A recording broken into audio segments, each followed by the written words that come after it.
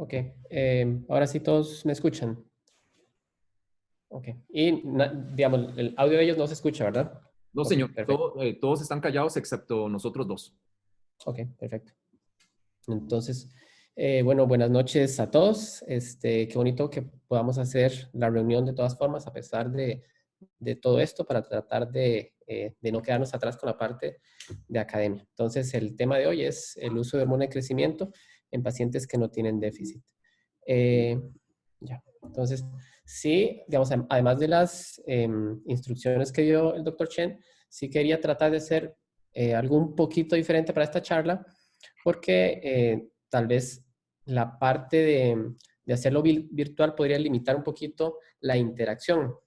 Entonces, algo que vamos a hacer en esta charla es que voy a hacer algunos tipos de preguntas como tipo congreso. Ahorita les explico cómo funciona para tratar de que, a pesar de que no estamos reunidos físicamente, sí podamos interactuar un poquito más. Y la idea es que la charla sea un poquito más entretenida y que podamos aprovecharlo al máximo, ¿verdad? Entonces, la idea de las preguntas obviamente no es como que nadie quede mal, más bien es tratar de amenizar un poquito la presentación. Entonces, básicamente lo que vamos a hacer es algo muy parecido al juego de quién quiere ser millonario. Entonces, la idea es que eh, en cada pregunta, tal vez alguien se ofrece o si nadie se ofrece, le digo como directamente a alguien que quiera participar de la pregunta. Y la dinámica básicamente es la pregunta con las opciones múltiples y si hay la opción de ayudas. Entonces, básicamente las tres ayudas serían 50-50, que es nada más que elimino dos de las posibles respuestas. La otra es la famosa llamada, que en este caso sería que pidan ayuda a alguno de los asistentes, ¿verdad? Que serían los que podrían colaborar. Y la última sería qué opina el público, que en este caso público sería el resto de los residentes. Entonces, básicamente son tres preguntas a lo largo de la charla. Entonces, ahí vemos quiénes quiénes se quieren hacer partícipes de la interacción. Y la idea es que tal vez sí traten de usar los comodines para hacerlo un poquito más interesante. Entonces, no sé si alguien se quiere animar con la primera. Ok, ahí les quité el mute. ¿Alguien se anima?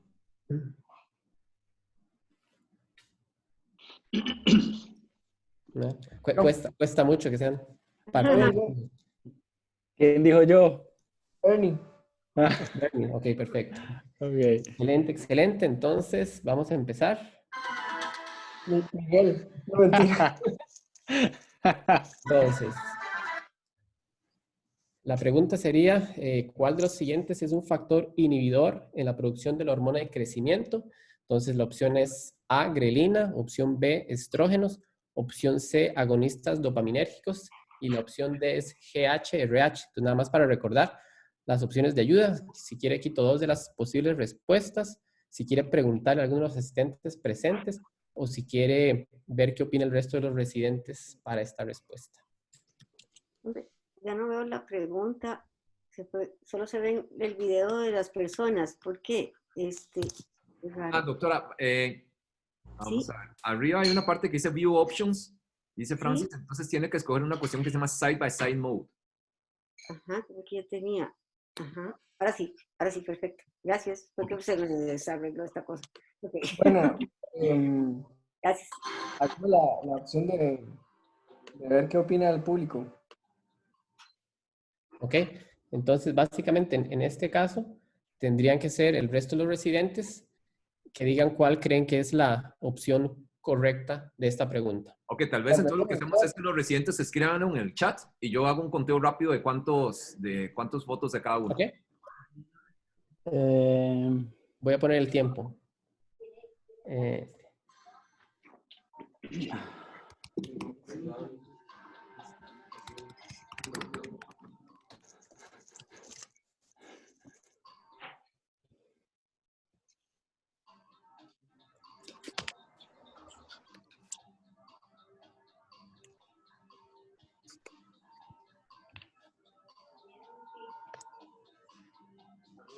Ok, hay 7 votos de los residentes a favor de la opción C, agonistas dopaminérgicos. ok, perfecto. 8 votos. Entonces, Bueno, Bernie, opción, sí le va a hacer caso al público. La mayoría dijo la C. Sí, Sí. 8 votos por el C. Qué raro. Eh, bueno, y le puedo preguntar al doctor Ruiz. No, solo puedo usar una, un comodín Ah, por solo puedo pregunta. dar uno. Sí. Salva. Se salvaste. Bueno, yo hubiera elegido otra, pero para no defraudarlos, voy a hacerle caso a la C entonces. Ok, entonces Bernie, opción definitiva C. No, no, Sí. nada definitivo, pero está bien. Ok. Sí. Agonistas dopaminérgicos. Ok, entonces básicamente esa sería como la interacción, ¿verdad? Como para tratar de hacer la charla un poquito más amena. Entonces, ya para empezar con la charla en sí, básicamente la parte del contenido de lo que vamos a ver durante la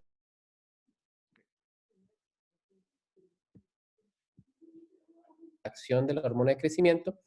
Después, tal vez para generar un poco de contexto sobre la utilidad eh, de la hormona de crecimiento recombinante y el tiempo que tenemos de experiencia, hablar un poquito de lo que es la historia y ya finalmente la parte de las indicaciones como tal. Entonces, por un lado vamos a tener las indicaciones propiamente en niños y la parte de los adultos. Entonces, en esta parte, pues estaríamos excluyendo a los pacientes que tienen un déficit como tal. Y, digamos, sí voy a hacer una pequeña trampa porque en la tercera parte de la charla sí voy a hablar de tratamiento de adultos con déficit de hormona de crecimiento y cuáles podrían ser los posibles beneficios. Porque siento que es tal vez el escenario al que más nos vamos a enfrentar, porque los otros sí son como muy específicos, ¿verdad? Nosotros no estamos tan expuestos a tratar niños, ¿verdad?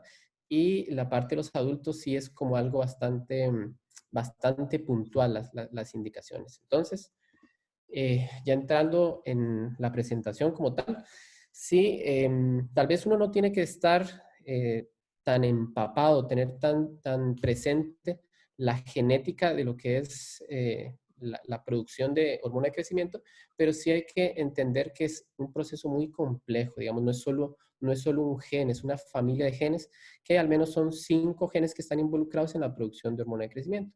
Y cuando hablamos de hormona de crecimiento, en realidad hay varias moléculas que no todas tienen funciones similares, pero digamos las que nosotros atribuimos a la mayoría de las funciones básicas es la forma GHN, ¿verdad? Entonces, en mujeres embarazadas hay formas diferentes, existen propias de tejidos específicos que tienen como funciones diferentes, pero en general cuando hablamos de hormona de crecimiento, hablamos de GHN. Y esta se encuentra, esta familia de genes se encuentran en el cromosoma 17.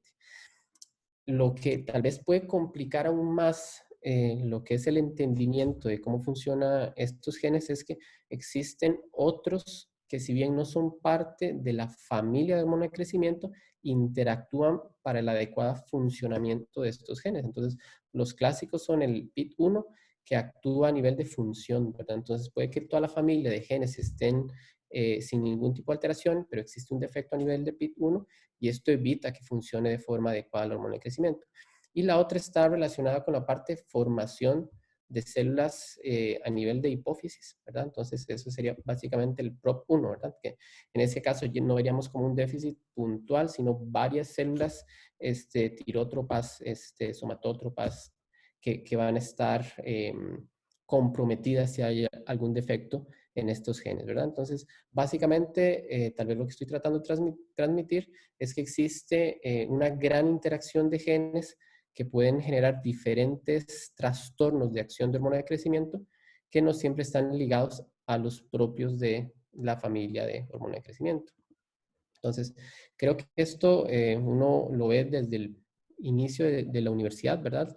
Entonces, tal vez no voy a hacer tanto énfasis, pero básicamente recordar que generalmente cuando hablamos de ejes siempre hay un eje cerrado, ¿verdad? Que es como la forma más simplista, que es la hormona iniciadora que va a ser la estimulante de la hormona a nivel hipofisiario, que en este caso sería GRH para GH, y la acción destinataria, que en este caso sería hígado para la producción de IGF-1, ¿verdad? Ese es como el circuito, circuito cerrado, que el producto final funciona como inactivante del producto inicial.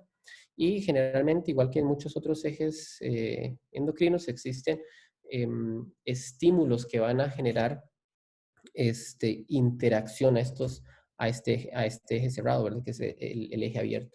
Y vamos a ver que a nivel de hormona de crecimiento, la parte gastrointestinal tiene una gran importancia, ¿verdad? Lo que es la grelina es uno de los factores estimulantes característicos, y por otra parte tenemos como hormonas adicionales como los estrógenos y los glucocorticoides que también actúan, ¿verdad? Entonces, estrógenos estimulan, glucocorticoides a niveles excesivos tienden más bien a generar supresión. Entonces, podemos dividir la acción de la hormona de crecimiento como la propia hormona de crecimiento, digamos, la que tiene efectos sin interacción con IGF-1, y la propia de IGF-1. Entonces, sobre todo la parte de crecimiento longitudinal está muy directamente basada en las acciones de IGF-1 en los tejidos, y acciones metabólicas sí están un poquito más atribuidas a lo que es hormona de crecimiento. Entonces, nada más como para no alargar mucho esto, a nivel de tejido graso, la lipólisis,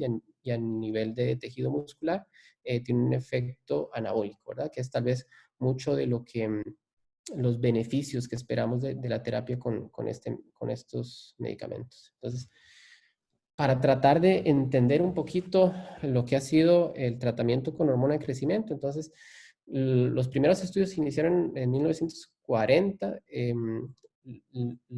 El animal de donde originalmente se trataba de extraer la molécula eran mandriles, luego se intentó con cerdos. El efecto de hormona de crecimiento está directamente determinado por la especie. Entonces, si utilizamos hormona de crecimiento de otros animales, pues no tiene ningún efecto, que fue lo que históricamente se vio. Hasta la década de los 50 es que se empieza a tratar de purificar a través de hipófisis cadavéricas hormona de crecimiento, y en la década de los 60 inicia el tratamiento como tal, ¿verdad? Entonces, durante este periodo se empezaron a reclutar pacientes a los que se les daban forma purificada de hormona de crecimiento, con resultados en general bastante favorables, hasta 1984, que ya aparece la enfermedad priónica de Creutzfeldt-Jakob, que prohíbe totalmente la utilización de esta forma de extraer el medicamento. Y más o menos justo un par de años antes de esto ya se había logrado sintetizar de forma recombinante la hormona de crecimiento, ¿verdad? Entonces, por un lado, desaparece la vieja forma y inicia el auge de la hormona de crecimiento recombinante como la conocemos en estos momentos. Entonces, a partir de esta formulación empiezan a encontrarse enfermedades específicas, además del déficit aislado de hormona de crecimiento, que se benefician de la utilización de hormona de crecimiento. Entonces, a partir de 1985 ya FDA aprueba la utilización de hormona de crecimiento recombinante para pacientes deficitarios, y es hasta casi 8 años después que se autoriza la segunda indicación para el tratamiento con hormona de crecimiento, que fue la insuficiencia renal crónica, obviamente en niños. A partir de este momento se empiezan a estudiar diferentes enfermedades en las que se ve que los niños Ah, mira, están viendo todo el mundo. Ok. Se empiezan a ver diferentes enfermedades que van a alterar la talla final de los niños comprometidos. Entonces se intenta probar cuáles de estas enfermedades van a verse beneficiadas, ¿verdad? Entonces ya estamos hablando de enfermedades que no tienen un déficit de hormona de crecimiento como tal, pero que se benefician de utilizarla. Entonces, mucho de esto, sobre todo la primera parte, está dirigido a estas enfermedades. Entonces, la primera parte, la indicación de hormona de crecimiento en niños adolescentes que no tienen un déficit como tal. Entonces, voy a empezar con el síndrome de Turner. Hace poco habíamos tenido una charla, entonces tal vez voy a ser más enfático en esta parte de utilización de hormona de crecimiento. Entonces, creo que hay 3 preguntas que me gustaría que fueran como las que quedaran por lo menos de la parte de síndrome de Turner. Entonces, la primera es, todo paciente síndrome de Turner debe recibir hormona de crecimiento. Uno pensaría que sí, pero no. Digamos, sí tiene que haber una demostración de un compromiso en cuanto a talla, porque recordemos que sí existe una gran heterogeneidad de la forma en que se presenta el síndrome de Turner, y dependiendo del defecto cromosómico, digamos, no necesariamente todos van a tener baja talla. Entonces, lo que se considera como punto de corte de paciente de síndrome de Turner que requiere tratamiento es que esté por debajo del percentilo 5 en las curvas de crecimiento. Entonces, la siguiente pregunta sería, ¿cuándo vamos a empezar el tratamiento? Tradicionalmente siempre se ha dicho que el tratamiento debería iniciarse entre los 2 años y no pasar de los 5 años, que es como la ventana de oportunidad en la que más beneficio vamos a ver. Si hay estudios un poco más recientes, que son más pequeños, en los que se ha visto que niñas que antes de los 2 años ya tienen un crecimiento bastante lento, digamos que están muy atrasadas, se benefician de un inicio más precoz del tratamiento. Entonces, parece que este tipo de pacientes sí uno podría considerar iniciar el tratamiento antes de los 2 años, que es como la indicación clásica del síndrome de Turner.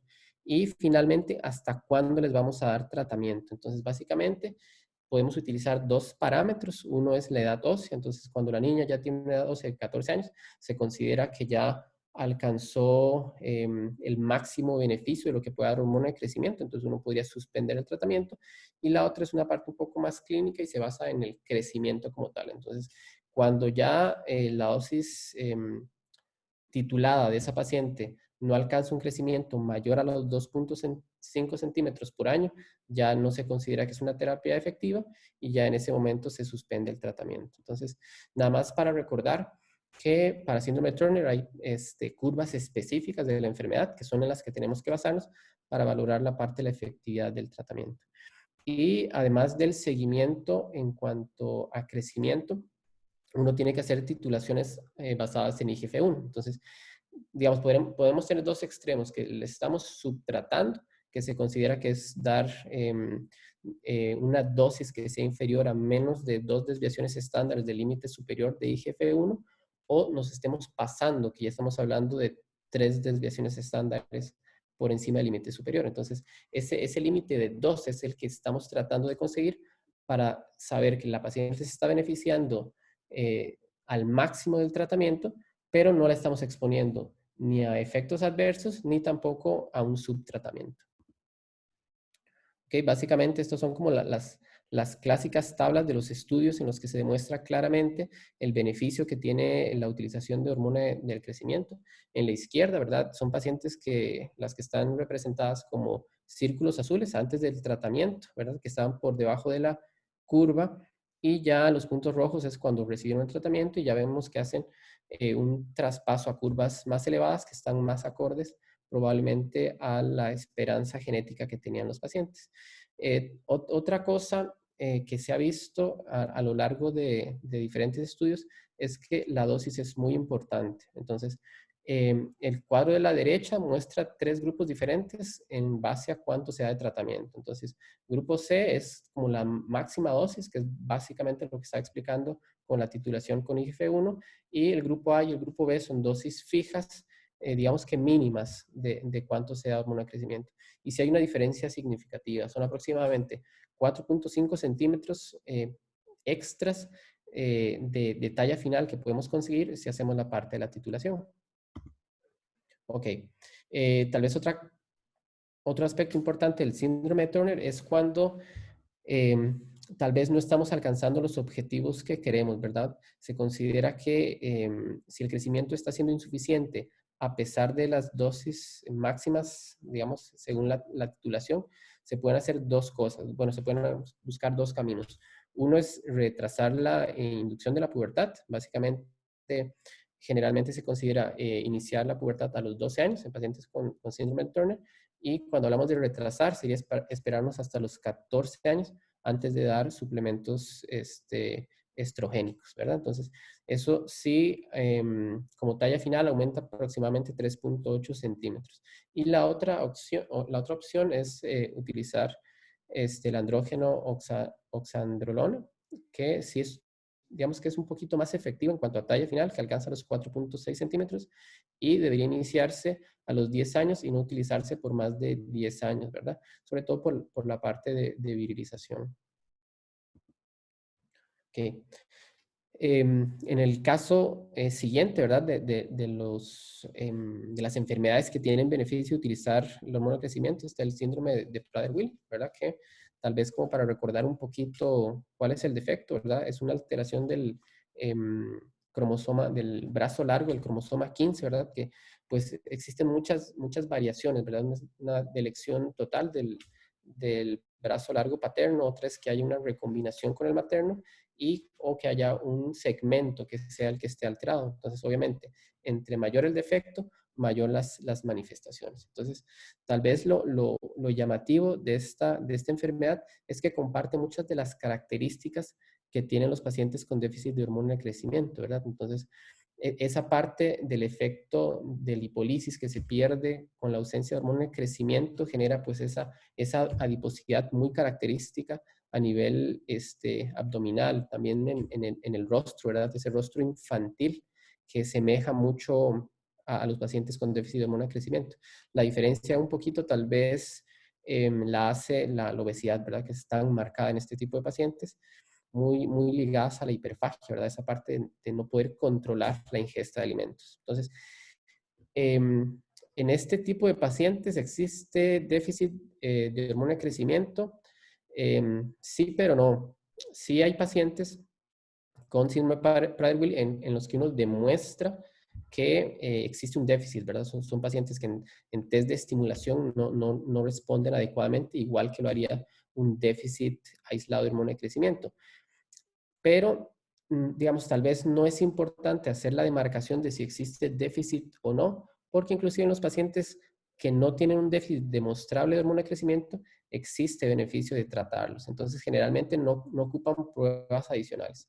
Básicamente, lo que se hace es Prader-Willi, baja talla, ya tiene indicación de tratamiento, ¿verdad? Y el inicio sí es muy parecido al síndrome de Turner. Generalmente, lo que se establece es iniciarlo a los 2 años. Y tal vez vamos a tener algunos beneficios adicionales que no vamos a ver en otros casos de las enfermedades que voy a hablar más adelante. Entonces, sí se ha visto que hay una mejoría en lo que es el desarrollo motor cognitivo, incluso la parte de densidad ósea en estos pacientes mejora, y la parte de la distribución grasa también mejora, disminuye adiposidad abdominal, aumenta la masa magra. Entonces, sí, tal vez es el prototipo de paciente que más se beneficia de este tratamiento. Tal vez como la parte no tan bonita de esto es que también son los que más probablemente van a desarrollar complicaciones, ¿verdad? Y eso, pues, sí es bastante predecible en cuanto a que generalmente la forma en que nosotros titulamos hormona de crecimiento está basada en peso. Entonces, entre más obeso el niño, ocupa más dosis, y entre más dosis, mayor probabilidad de efectos adversos. Entonces, lo que se recomienda, sobre todo en pacientes que son muy obesos, es tal vez utilizar dosis más bajas de la que se recomendaría por peso, y a partir de ahí iniciar la titulación.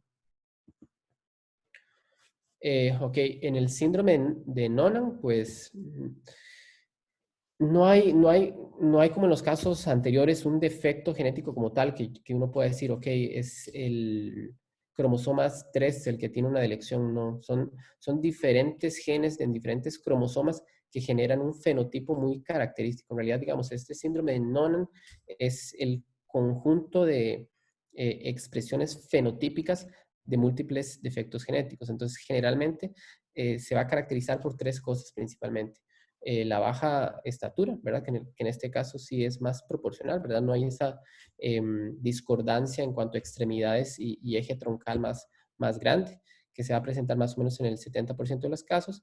La parte del dismorfismo facial, que es un poquito lo que trato de representar con esta imagen, que es esa frente amplia, ancha, con orejas de implantación baja, ¿verdad? Los ojos muy separados y almendrados, que es como característico de este síndrome. y finalmente lo que son las enfermedades cardíacas, que pueden estar hasta en un 80% de los casos. La más característica es la estenosis pulmonar. Otros hacen hipertrofia difusa de cavidades ventriculares, pero tal vez como lo más característico son estas tres. Y este es otro de los casos en los que se ha visto que la baja talla mejora, ¿verdad? Para síndrome de Noonan hay muchos estudios europeos, hay varios estudios holandeses, y en realidad, digamos, lo que consideran como baja talla, para ellos tal vez no aplica tanto para nosotros, digamos, para síndrome de Noonan, toman rangos entre 1.62 y 1.69 centímetros para hombres, y para mujeres 1.54 y 1.64. Entonces, para nosotros tal vez es un poquito complicado tratar de aplicar las tablas de crecimiento de ellos en pacientes nuestros, porque sí van a tener estaturas mucho menores de las que se espera del estándar para síndrome de Noonan en otros países. Pero definitivamente son pacientes que se van a beneficiar del tratamiento. Ok.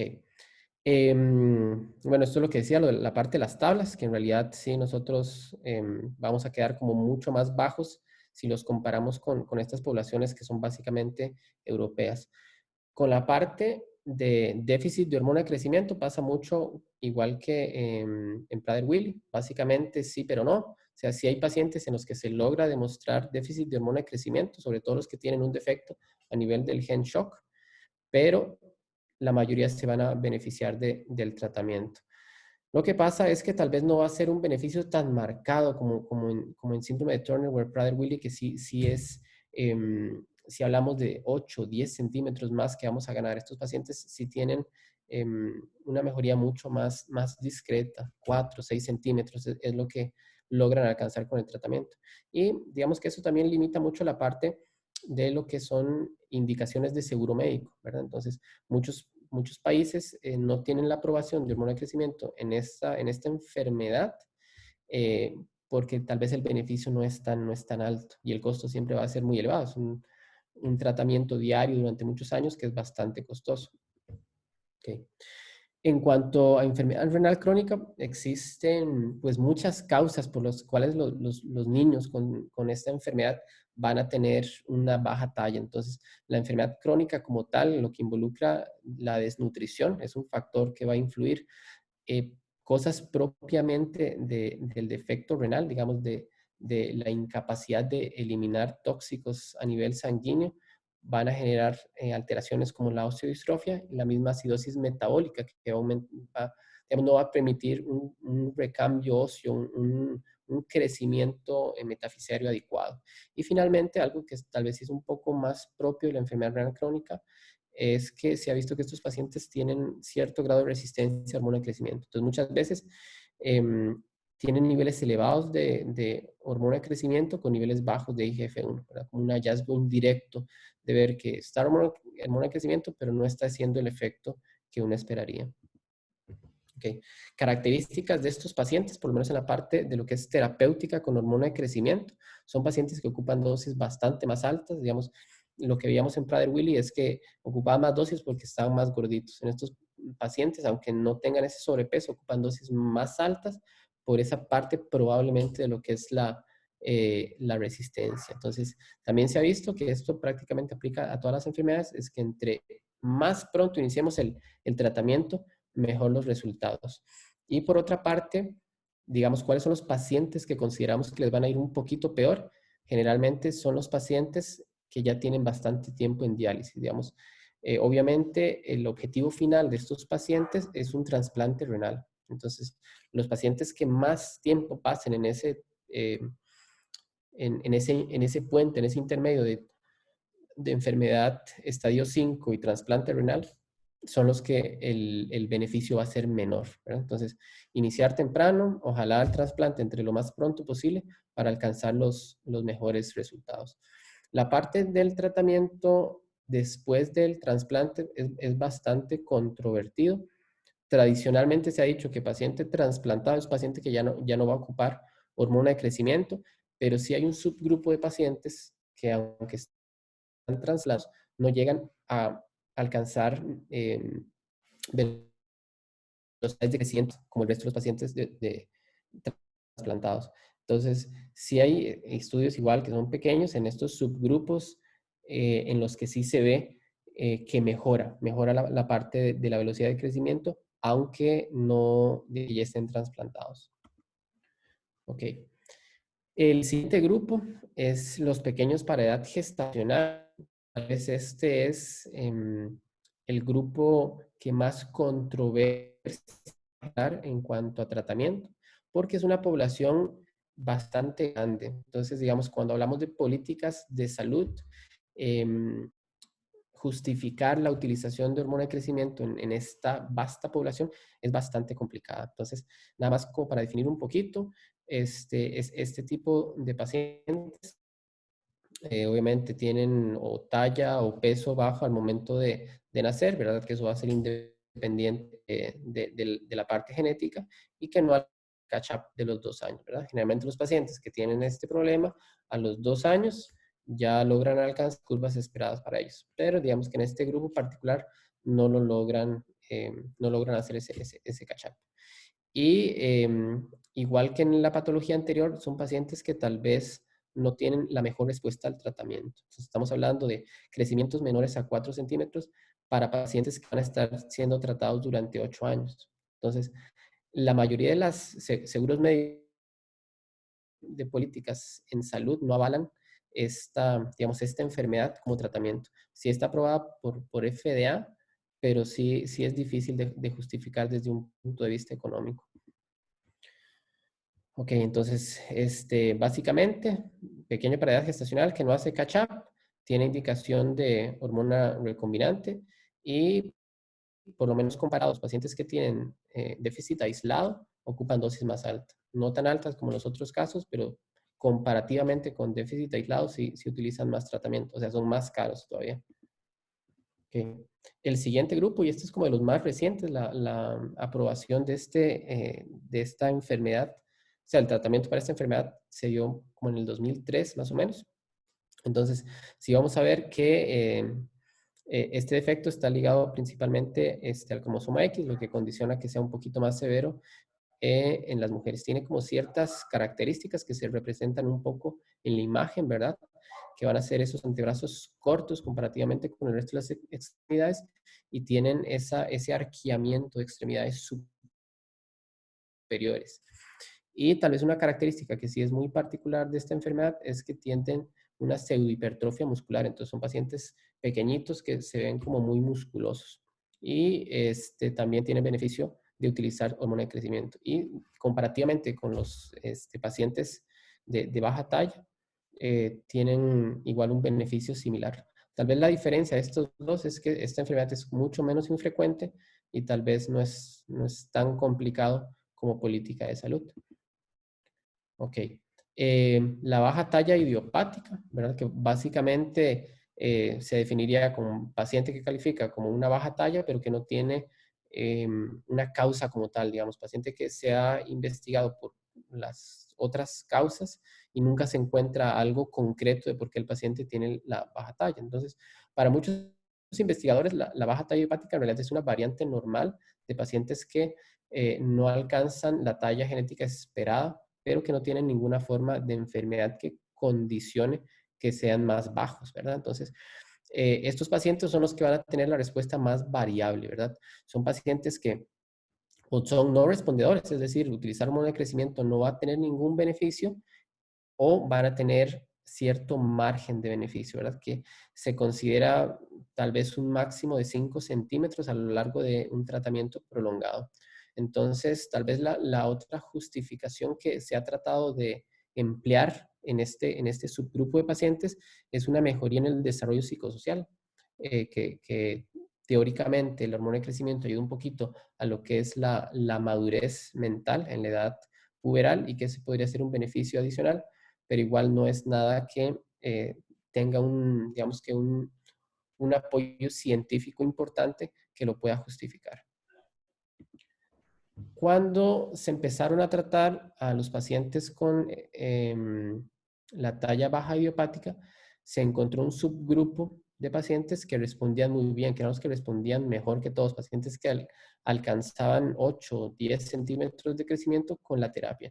Y se vio que habían ciertas características en los rasgos físicos que eran muy características, que era una cabeza triangular y amplia, que no se veía en el resto de los pacientes. Entonces, a partir de esto fue que se identificó una enfermedad que es el síndrome de Russell-Silver, que tiene un defecto a nivel de, en la mayoría de los casos, del cromosoma 11, que es una hipometilación de un segmento de este cromosoma, que son tal vez los pacientes que más se benefician dentro del subgrupo de talla baja idiopática, que ya no debería considerarse idiopática porque hay un defecto como tal, que son los que mejor les va.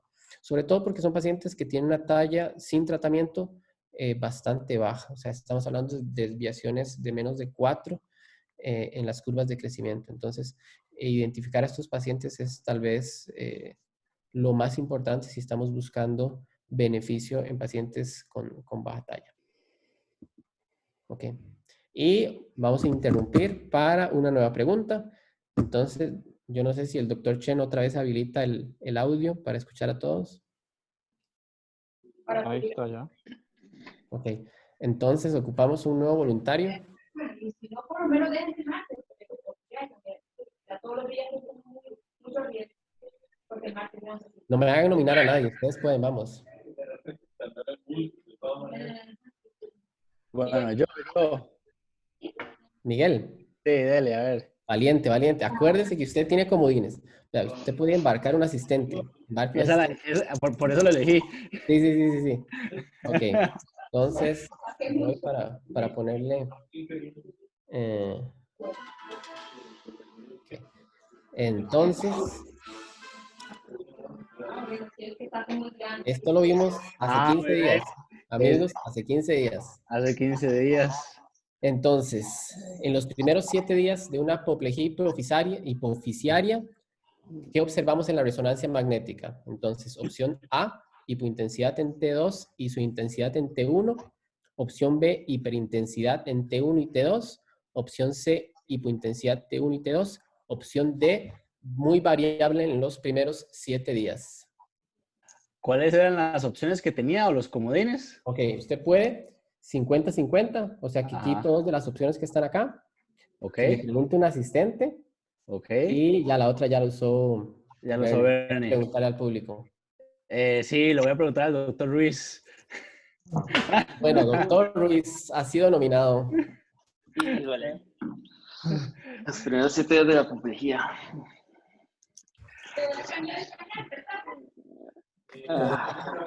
No está fijado, pero... Creo que... Podemos discutirlo él y yo. Discútalo. La idea es que participen. ¿Qué le parece, doctor? Por ejemplo, 10 es... Pero no sé qué es ahora allá al fondo. No sé quién suena. No sé qué le parece, por ejemplo, la B. Es una lesión hiperintensa en T1 y T2. Probablemente hay un sangrado activo, pero la verdad no recuerdo realmente. O sea, estaría bateando.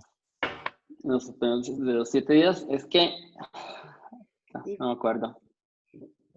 Bueno. No sé. Porque la doctora Vinocur la veo interesada en opinar, sí. Yo me apunto por la C, pero por la hipotensidad en T1, pero no sé si la T2 era la que era isointensa o hipointensa. Yo tampoco. No recuerdo. Intensidad, pero lo que no me acuerdo si eran las dos o si era en T1 y T2. O sea, no sé si en la otra. Caló, díganos, Caló. Diga, no importa, diga alguna. ¿De qué hacemos? De la... ¿La qué? Creo que era... Yo me había apuntado en la A. La A. Pero sí. Bueno, ahí démosle la A, entonces. Muy bien. Eso, muy bien. La hipointensidad. Y Sí, nada más para recordar, yo sé que no viene al caso, pero digamos ahí vienen en el orden según la aparición. Entonces, la opción A son los 7 primeros días, opción B es 7 a 21 días y la opción C es después de los primeros 21 días. Entonces, siempre los voy a molestar con resonancias magnéticas. Muy bien. Hay que agradecerle al doctor, al neurocirujano que nos apoyó. A Emma, sí. A Manuel. Ok. Y ahora sí vamos con la segunda parte, que ya es tal vez un poquito más lo que sí vamos a ver nosotros, que es indicaciones en adultos. Entonces, tal vez indicaciones como legales, hay muy pocas. Entonces, esta es las indicaciones aprobadas por FDA de lo que se puede hacer en adultos. Entonces, básicamente son 3 pacientes en los que tienen un déficit comprobado de hormona de crecimiento y las otras 2 son pacientes VIH que están caquécticos o pacientes que tienen un síndrome de intestino corto. Entonces, tal vez como para resaltar un poquito, obviamente no existe solo una empresa en la producción de hormona de crecimiento recombinante y las aprobaciones como tal están delimitadas a formas farmacéuticas, digamos, a productos de empresas como tal. No es como una aprobación universal porque no todos van a tener los estudios que los avalen, ¿verdad? Entonces, fuera de esto, pues vamos a encontrar indicaciones de las que no voy a hablar, hipertrofia muscular, pacientes que intentan el famoso anti-aging, ¿verdad? Que, digamos, no solo son indicaciones off-label, sino que son indicaciones que se consideran ilegales, ¿verdad? Entonces, FDA siempre hace la salvedad que por lo menos el, digamos, el objetivo de mejorar musculatura está prohibido y la parte de utilizarlo como un disruptor del envejecimiento, ¿verdad? Entonces, empezando con la primera, lo que es el VIH, sí vemos que los pacientes con esta enfermedad, cuando alcanzan un síndrome de desgaste, digamos, este punto de pérdida de peso excesiva, tiene una mortalidad muy alta. Entonces, independientemente de si es la virosidad como tal o si existen enfermedades coadyuvantes que lo estén llevando a este estado, la mortalidad es bastante amplia. Entonces, alta, perdón. Lo que se intenta o lo que se ha intentado es buscar mecanismos adicionales a la terapia antirretroviral para mejorar lo que es la mortalidad en estos pacientes. Entonces, estos pacientes no tienen déficit de hormona de crecimiento, lo que tienen es una aparente resistencia. Entonces, tienen la característica clásica de niveles altos de hormona de crecimiento con niveles bajos de IGF-1, ¿verdad? Otra cosa, o tal vez otro trastorno metabólico que vamos a ver en estos pacientes, sobre todo cuando inician terapia antirretroviral, es que empiezan a generar una distribución anormal del tejido adiposo, ¿verdad? Que es compatible con la lipodistrofia. Entonces, muchos de estos pacientes inician terapia antirretroviral y aumentan adiposidad abdominal y aumento en la resistencia a la insulina. Entonces, ¿qué se ha visto en el tratamiento de estos pacientes? Básicamente se han logrado documentar 2 cosas.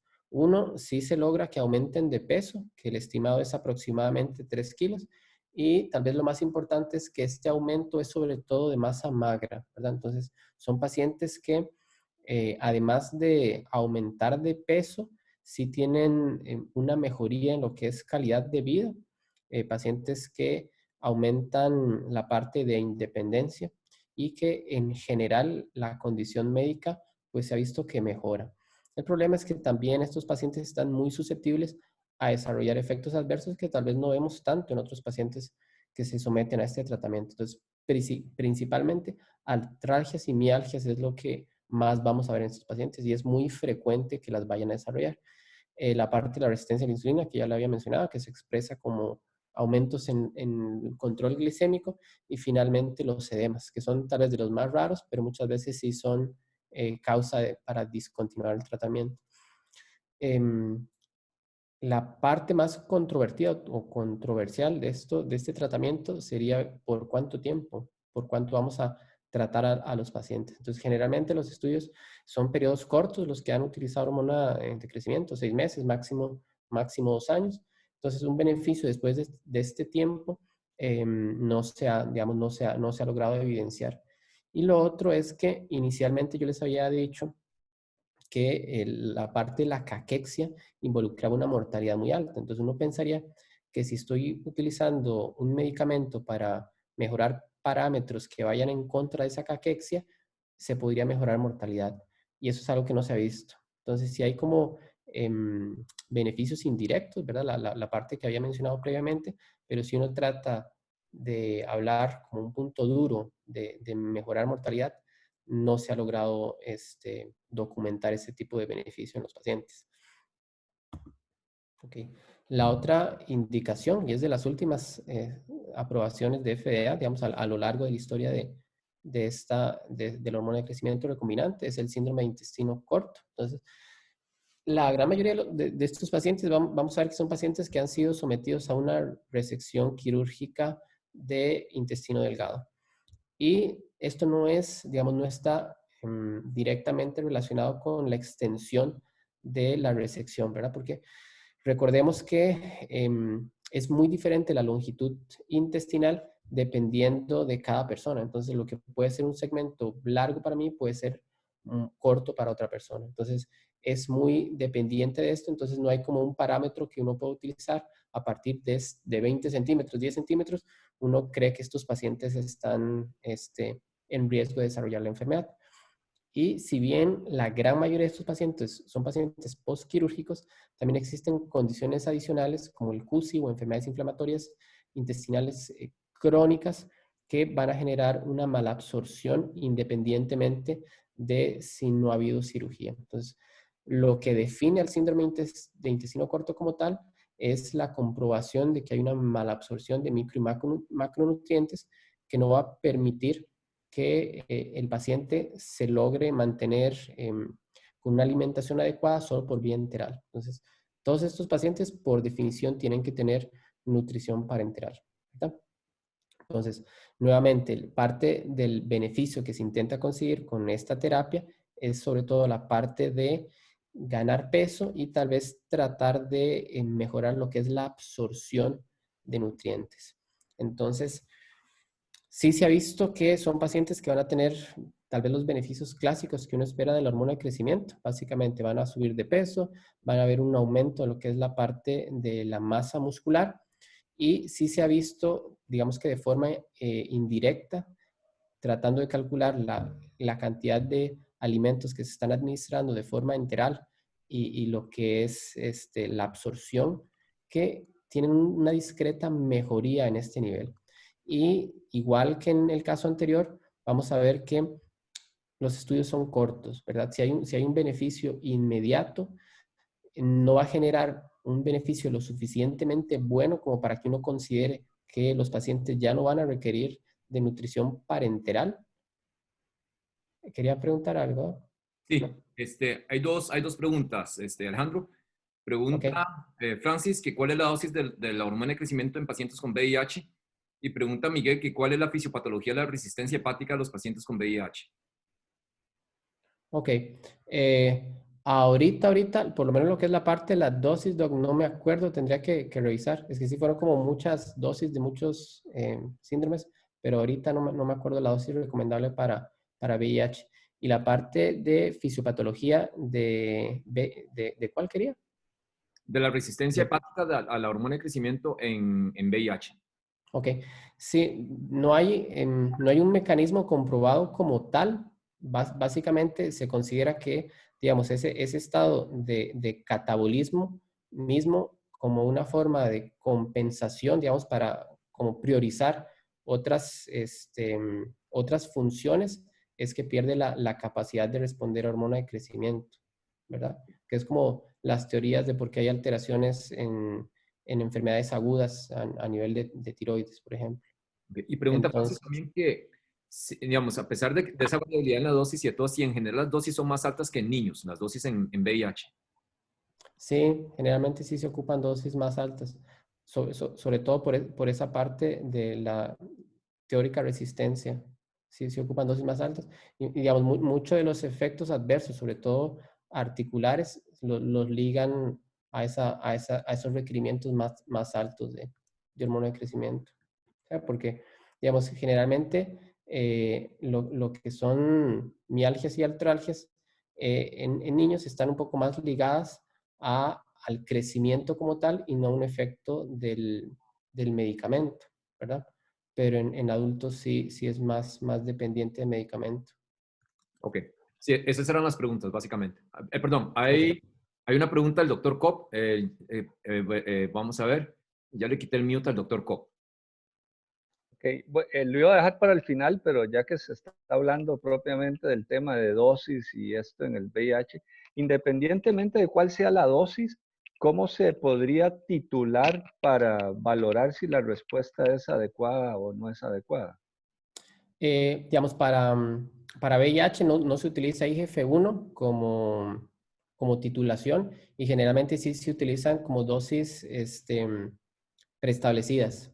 No hay como una titulación como tal, ¿verdad? Digamos, parte del beneficio se ve según el incremento de peso, pero generalmente digamos, no se recomienda, por ejemplo, si no ha subido cierta cantidad de peso, aumentar dosis. Son más como dosis estándares de cuánto se da. Ok. Hay otra pregunta, Alejandro, que es de parte de la doctora Minocourt, que dice que si la resistencia a la insulina es solo por aumento de la lipólisis o hay otros factores asociados. En el caso de VIH. Creo que sí, creo que estamos discutiendo la parte de VIH todavía. Sí, por el VIH. Sí, digamos, como decía con la pregunta de Miguel, en realidad no hay como mecanismos bien establecidos de qué lleva la resistencia, digamos, se considera más como un fallo como más sistémico, como un estado tal vez proinflamatorio que podría generar esa ineficacia en la actividad de la hormona de crecimiento, pero que, digamos, que yo le puedo decir, ya se ha comprobado que esto es lo que lleva a la resistencia, no. Ok. Por el momento creo que esas eran las preguntas. Podemos seguir. Ok. Ok. Bueno, básicamente este es un metaanálisis que muestra el incremento de peso en los pacientes que utilizan hormona de crecimiento y que tienen síndrome de intestino corto. Ok. Yo creo que esta es la última, entonces ya no hay más tortura. Entonces, ocupo un último voluntario. ¿Cómo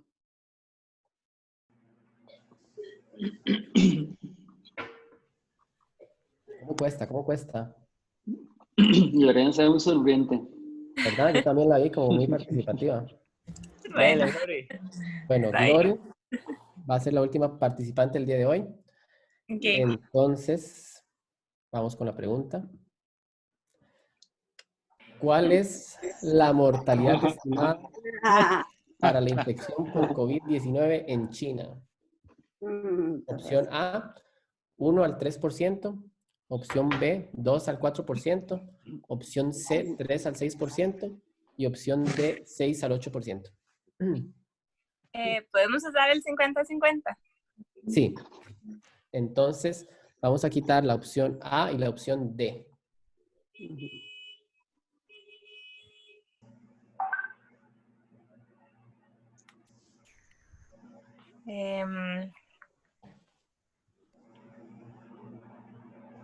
O sea, quedó solo la B y la C. Solo la B y la C. Pero yo tengo una pregunta. Esa pregunta no debería estar estipulada también con la edad que tenga el paciente infectado. No, es que es un parámetro global de la cantidad de pacientes infectados con la cantidad de pacientes muertos. Ok. Y se podría reclamar sin hacer polémica.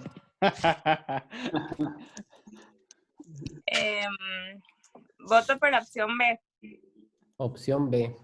Entonces, la opción correcta es la opción C, 3 al 6%. Casi. Muy similar. Lástima, porque esta pregunta sí tenía premio. ¿Qué cuento? Si la contestaba bien, Que te ganaba. el artículo más vendido en el país actualmente. Ok. Híjole. Bueno, ya continuando. Tal vez de las expectativas a futuro que más promesa se ha generado con la hormona de crecimiento es la parte de regeneración neuronal. Entonces, sí hay muchos estudios, pero están basados en animales, en los que se ve que pacientes que han tenido alguna forma de lesión cerebral, sobre todo los pacientes que han tenido ictus, bueno, pacientes animales, ¿verdad? Tienen una mejoría cognitiva mucho mejor los que reciben hormona de crecimiento versus los que no tienen ninguna terapia de este tipo. Entonces, obviamente en este momento todavía no están corriendo estudios en humanos, pero por lo menos en lo que son animales sí han sido resultados muy promisorios en lo que es la recuperación neuromotora en pacientes que han sufrido lesión cerebral. Entonces, tal vez en algunos años ya podamos hablar de pacientes que están siendo tratados por trastornos neurológicos, neurocognitivos, que pueden utilizar hormona de crecimiento. Ok, y ya esta es la última parte, la tercera parte, que en realidad, como ya les había dicho, esto es trampa, porque en realidad no debería incluir pacientes en la charla que tienen déficit de hormona de crecimiento. Pero sí, yo creo que sí es importante porque tal vez sí es como una pregunta constante de si estamos sustituyendo todos los otros ejes, ¿por qué no sustituimos la parte de hormona de crecimiento? Entonces, ¿qué podemos esperar de los pacientes que no tienen reemplazo? ¿Hay otra pregunta? No. Ok. ¿Qué podemos esperar o qué nos puede generar el déficit de hormona de crecimiento? Pues yo creo que mucho lo podemos deducir de las cosas que ya he estado diciendo. Entonces, en primer lugar, va a haber una distribución de tejido adiposo y tejido muscular diferente de los pacientes que no tienen déficit. Entonces, básicamente, menos músculo, más grasa. Lo otro que se ha visto es que estos pacientes van a tener una densidad mineral ósea más baja en relación a los pacientes que no tienen déficit. Esto se relaciona con más probabilidad de fracturas. De momento no se ha comprobado, pero sí, digamos, por lo menos densitométricamente, sí se ve que son pacientes que tienen niveles más bajos de densidad ósea. Lo que sí se ha visto es un aumento de riesgo cardiovascular, digamos, pacientes comparativamente con otros, con el resto de riesgo cardiovascular similar, tienen mayor mortalidad, ¿verdad? Entonces, tal vez es como la parte que a uno le interesaría más de la utilidad de tratar a estos pacientes, sobre todo por lo engorroso de tratarse, ¿verdad? Estamos hablando de pacientes que se tendrían que estar inyectando todos los días. Bueno, hay presentaciones de acción un poco más prolongada, pero son pacientes que se van a tener que estar inyectando un medicamento bastante costoso. Entonces, si hay estudios que han tratado de ver qué hacemos o qué beneficio podemos obtener tratando a estos pacientes, ¿verdad? O sea, pacientes que tienen déficit de hormona de crecimiento. Entonces, en cuanto a composición corporal... Perdón, si hay... perdón que lo interrumpa. Hay una pregunta, devolviéndonos un poquito a la parte del intestino corto, es una pregunta de Miguel, que pregunta si hay bibliografía o algún reporte de casos de beneficio de hormona de crecimiento en los pacientes con patología del tracto gastrointestinal que estén internados y usando nutrición parenteral. ¿Okay? Por ejemplo, pacientes con pancreatitis severa que estén con nutrición parenteral. No que yo haya encontrado. O sea, digamos, que no tengan síndrome de intestino corto, sino otro problema que los llevó a nutrición parenteral y utilizar hormona de crecimiento en ese momento. Creo que sí. No encontré nada. Digamos, específicamente eso no encontré nada. Ok, sí. Ok.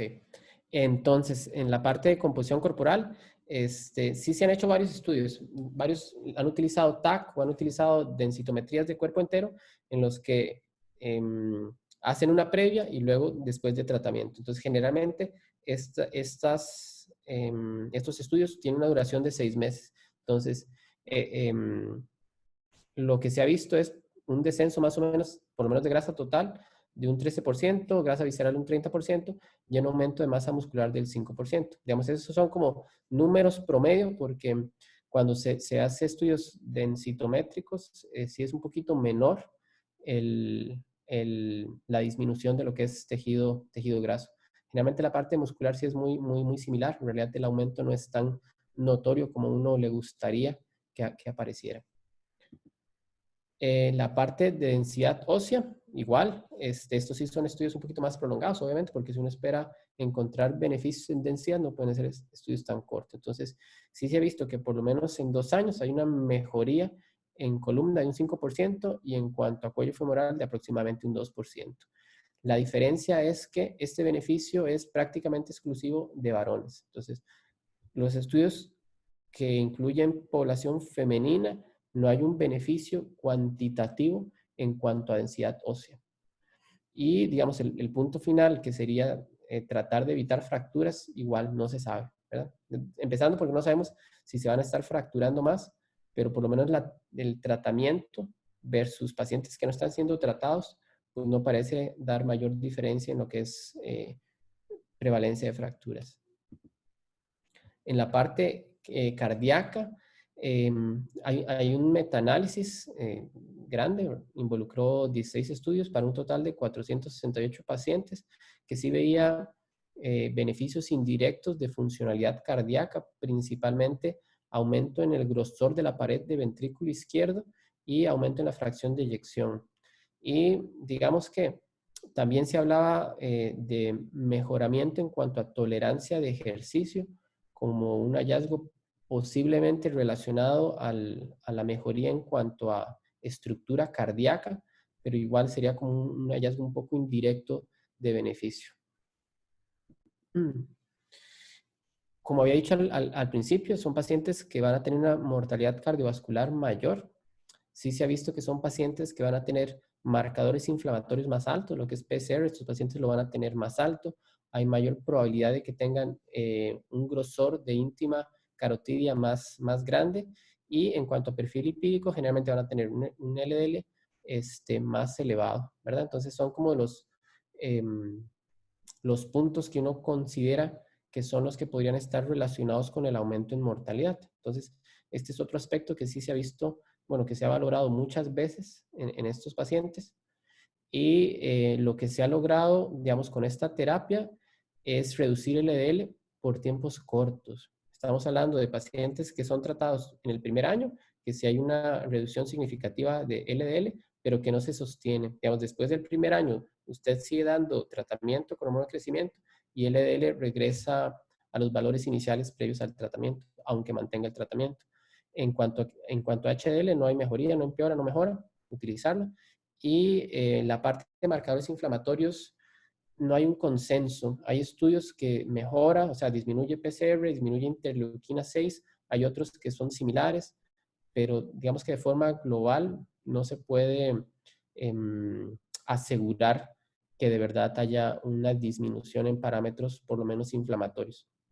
Y tal vez el punto duro o lo que nos gustaría alcanzar de tratamiento con estos pacientes, es decir, que son pacientes que los estamos tratando y son pacientes que se están muriendo menos. Entonces, encontré un estudio que es pues, relativamente grande, involucraba 2.430 pacientes que fueron tratados durante 2.3 años y la idea era valorar la parte específicamente de mortalidad y fue similar. Digamos, pacientes tratados, no tratados, la mortalidad era similar.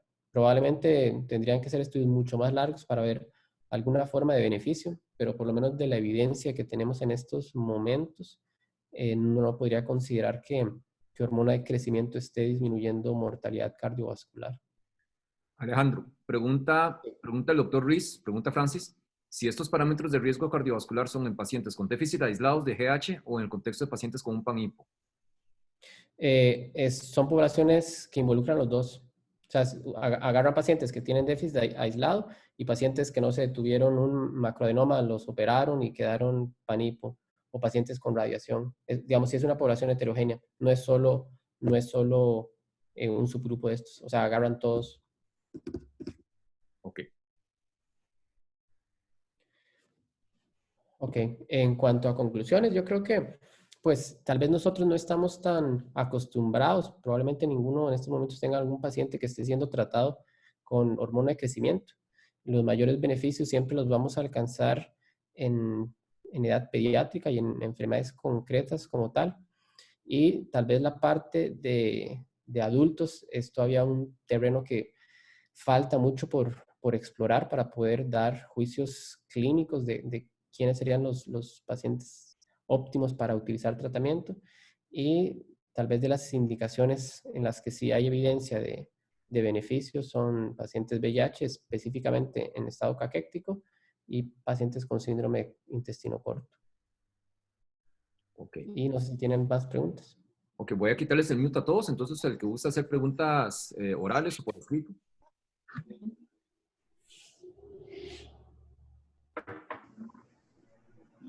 Bueno, Alejandro, si quieres voy a empezar yo. Muchas gracias por la presentación. La verdad que la experiencia me parece ha sido bastante positiva, a mi opinión. Sí tenía como la duda con respecto al, bueno, yo no sé si después tal vez nos puedas compartir el estudio de la heterogeneidad de esta población, ¿verdad? Porque es que uno pensar que sea el beneficio o no beneficio, digamos, de hormona de crecimiento en este grupo con deficiencia de hormona de crecimiento, a sabiendas, por ejemplo, de que probablemente el riesgo cardiovascular o la morbimortalidad se relacionen con lesiones de otros ejes, entonces uno ya no sé qué tan, digamos, qué tan reproducible sería estos resultados en una población como más aislada, ¿verdad? Porque lo hace uno pensar todavía que probablemente no ofrezca como ningún beneficio a largo plazo, ¿verdad? En términos generales. Pero tal vez en la forma de monitorizar estos pacientes en la práctica del día a día, digamos, porque a veces solo valorar peso es como, tal vez no sea como el mejor parámetro, pero yo no sé si en lo que leíste fuera de usar como TAC o como herramientas tal vez un poco más complejas, digamos, como estas máquinas de impedenciometría, como los Inbody, digamos, que usted los puede utilizar como una guía de mejoría, o si se han hecho estudios en esa línea, que si uno tuviera que manejarlos, tendría que valorar o utilizar opciones como más a la mano. No, digamos, los que encontré usan o densitometría cuerpo entero o TAC. O sea, digamos, traté de utilizar como los estudios que fueran más grandes, como para que fueran más significativos. Entonces, ahorita no se me viene ninguno que haya utilizado como otros parámetros específicamente de eso. Okay. Sí, tal vez digamos, el comentario medio principal con el uso de esta parte de hormona de crecimiento del sinsabor principal, sobre todo en adultos, en niños, tal vez el desenlace de diferentes es fácil de medir. Pero desgraciadamente en adultos, digamos, si uno se va a puntos finales duros, ¿verdad? Realmente hormona de crecimiento no ha mostrado reducción de puntos finales duros de nada, ¿verdad? Un déficit aislado, ni con otras indicaciones, entonces, qué sé yo, eventos cardiovasculares, mortalidad, falla cardíaca, hospitalizaciones, este tipo de cosas, ¿verdad? Entonces, no sé, digamos, si en una terapia no del todo inocua, con sus costos, ¿verdad? Eventualmente, si el paciente tiene síndrome de desgaste por VIH, usted sabe que si le inician los antirretrovirales, en general el paciente tiende a mejorar el síndrome de desgaste, y una vez resulta también la infección oportunista. En síndrome de desgaste también hay que descartar que tenga un Addison ahí, que tenga suprarrenal. Entonces, si nosotros no salimos de esa indicación, no sé qué tanta indicación quede de hormona de crecimiento en adultos, ¿verdad? Sí. Como en la década de los 90, corrieron varios estudios, sobre todo en adultos mayores, para mejorar o para disminuir sarcopenia, pero igual tampoco. Era como la otra, digamos que población vulnerable que se podría beneficiar, pero no. Ok. Sí, yo también una vez hubo varios comentarios al respecto de esto que se está hablando ahorita, de si realmente la ausencia de estos resultados en puntos finales duros con la hormona de crecimiento, hablaban de que más bien se insistía en seguir encontrando nuevas indicaciones para la terapia, y que era más bien como el hecho de que ahora es mucho más fácil conseguir o fabricar, ¿verdad?, la hormona de crecimiento, obligaba a buscar indicaciones que a lo mejor no eran realmente una necesidad, sino simplemente por una cuestión más hasta comercial de las casas farmacéuticas, por buscarle un uso a un medicamento que ya se podía adquirir más fácilmente que antes, ¿verdad? Sí. Yo siento que mucho también es como presión comercial de tratar de generar nuevas formas de vender hormona de crecimiento. Pero sí, digamos, en adultos sí siento que es bastante complicado como justificar el tratamiento, salvo condiciones específicas durante tiempos limitados. Sí. ¿Algún otro comentario? Ale, Sí me escucho yo. Sí.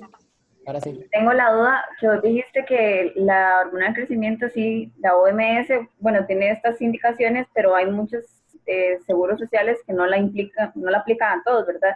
Me queda la duda de que en cuáles los aplica la caja, digamos, no sé, ¿verdad? Digamos, de los que dije, aplican la mayoría, menos baja talla idiopática, que esa sí no está autorizada. Nonan, porque aquí no se hace la prueba genética, entonces no se puede comprobar que tengan nonan. Y el resto sí los aplican. Ok, gracias. En población pediátrica, ¿ok? Porque en Sí, adultos pero en no está adultos. aprobado ninguno. Yo creo que es que no se han solicitado, pero si en algún momento se solicitara para un intestino corto o para un paciente con VIH, yo creo que el comité lo consideraría. Pero doctor, una pregunta. Yo lo pregunté como agente de infecto, como si alguna vez lo han intentado. No. Nosotros No sé, tuvimos una vez en el servicio en endocrino del San Juan un paciente mío que tiene un hipopituitarismo diagnosticó en la infancia por un trauma craneoencefálico. Lo justificamos porque tenía un síndrome metabólico muy severo que era muy difícil de que el muchacho perdiera peso. Le dimos hormona de crecimiento. Lo que pasa es que es el único que yo me acuerdo de adultos que se le aprobó y lo usó muy intermitente. Entonces no vimos mayor diferencia, pero es que no se pegaba el tratamiento el muchacho ¿verdad? Entonces es muy difícil con base a un único paciente intermitente con el tratamiento sacar alguna conclusión. Un comentario, una pregunta. ¿Saben? Porque, digamos, lo raro es que anti-age, el grupo de Costa Rica de los anti-age, lo que dan es hormona de crecimiento vía oral, ¿verdad? O sea, ¿qué dan realmente? Nada, porque yo no he visto que la den intramuscular. No. O sea, digamos, formulaciones oficiales aprobadas, orales no hay. No hay, por eso, pero ellos lo que dan son pastillas que les dicen que son hormona de crecimiento. Yo no he visto pacientes que les den este grupo de anti-age hormonas de crecimiento intramuscular. No sé si alguno ha tenido algún caso. No que yo conozca. No, pero yo creo que sí también les ofrecen las opciones de hacerlos inyectadas. Sí, y es que no tengo ninguno que les haya dado inyectada. Pero... Yo tengo el hermano de una amiga de Gaby. Una vez me llegó aquí a la casa con un frasco de hormona de crecimiento que le habían dado en un gimnasio. Y eso, doctor, más o menos, digamos. Sí, son hormona de crecimiento y no dice nada que ver, ¿verdad? Pero bueno, ok. Y